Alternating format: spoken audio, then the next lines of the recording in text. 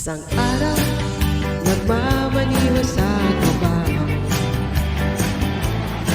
aking nakita babaeng saksakan ng ganda. Sinundan ko ang kotse, sinasakyan niya. Hindi ko nakitang may dumarating pala.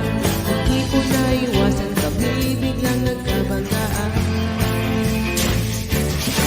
Kung magkamalay ay nasa ospital na ako. Inasikaso ng doktor na pili ng nanay ko. Biglang-bigla na lang ang nurse nandiyan na. At para kong nakita ang higil sa ganda, kahit nagdidilayo itong nasabi ko sa kanya. Ale, nasa langit na ba ako? Mama, kayo po ba si San Pedro?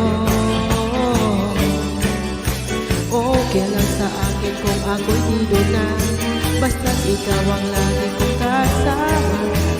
Ale, nasa langit na ba ako?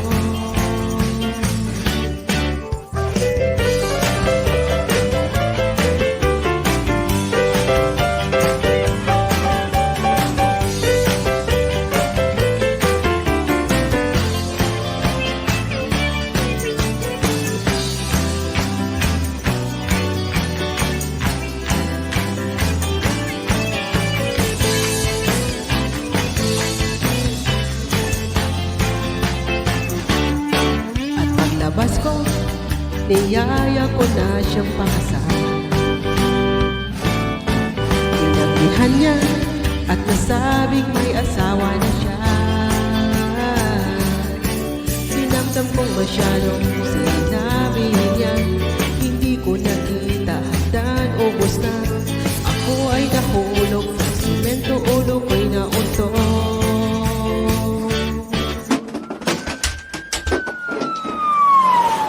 Nung magkamalay ay nandoon na naman ako. Inasikaso ng doktor na pili ng utol ko. Biglang-bigla na lang ang nurse nandiyan na.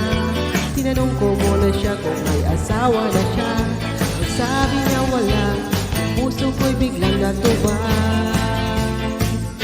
At nasabi kong Ale, nasa langit na ba ako?